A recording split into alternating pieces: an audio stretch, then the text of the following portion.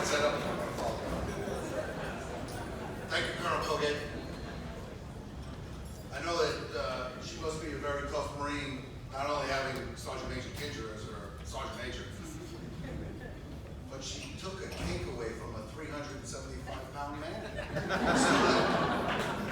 That took gold, I gotta tell you. So thank you. Happy birthday, Marines of MALS-24. And thank you for inviting me to speak and celebrate this, our 243rd birthday. Hoorah.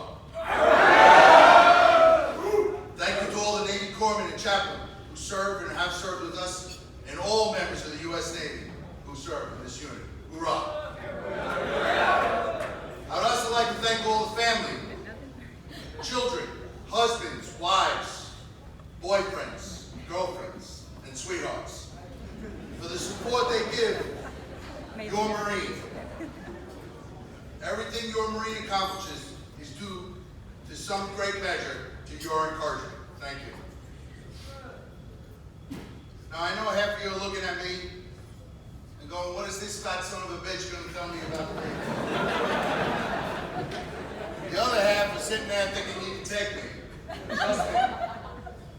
I'll take that on. I don't believe I was invited to be your guest speaker because of my stellar Marine Corps career in the beginning.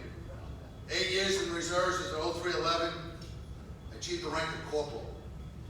I was an 0311. Hell, I didn't even get a good conduct medal. I was always known as the possible liberal risk, and I once spent the night in the brig on the USS Boulder off the coast of Denmark.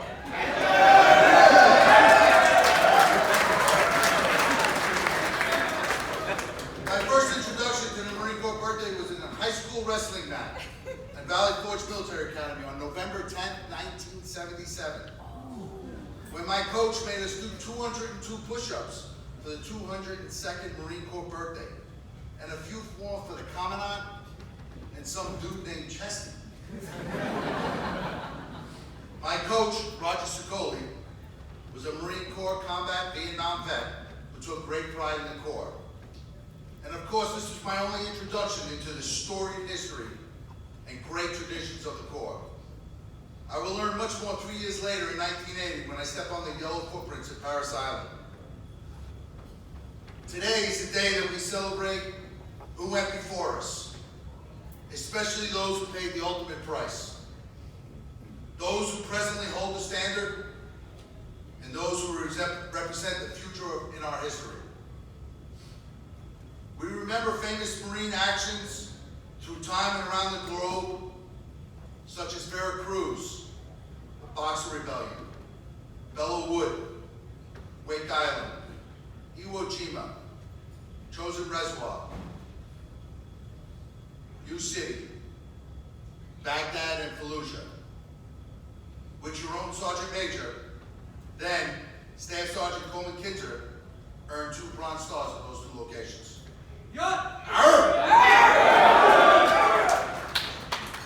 Speaking of Sergeant Major Kinzer, 2.5 years?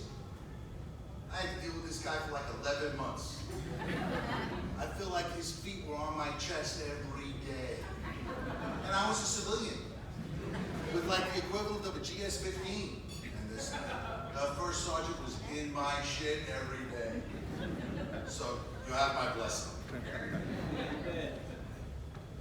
I could go on about the famous battles, my personal Marine heroes, such as my battalion commander, Medal of Honor earner, Lieutenant Colonel Harvey Barnum.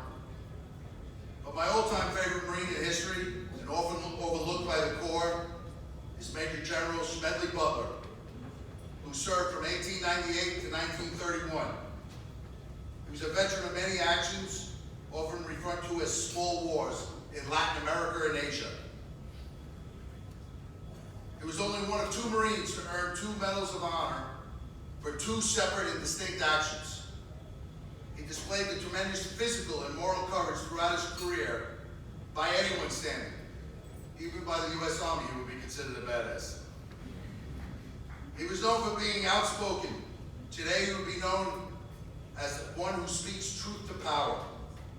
Truth to power came of age in America during the Civil Rights Movement, but was defined by the ancient Greeks as to speak boldly or candidly, or with the obligation to speak the truth for the common good, even at personal risk.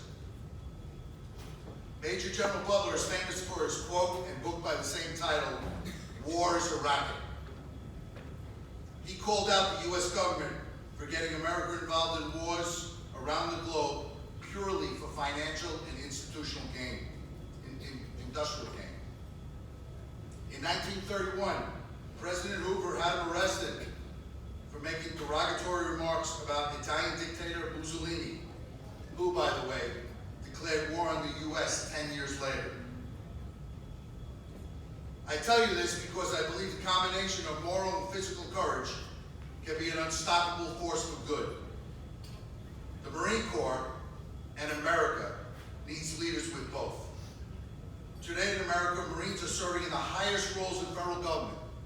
Never before, at one time, have we seen Marines in the role of Secretary of Defense, White House Chief of Staff, and Chairman of the Joint Chiefs. Kill. Arr! These Marines were selected because of their strong leadership, but also their courage to speak the truth to power. These Marines I'm referring to, of course, are Mattis, Kelly, and Dunford. Now I ask, is there a Butler, Mattis, or Kelly in this room today? When I told my sons, both Marine infantry officers, that I was invited to speak to you today, they gave me two pieces of advice. Speak to the young enlisted. They are the heart of the Corps. And keep it short, because everybody's got to make a head call and want to get to the next contract.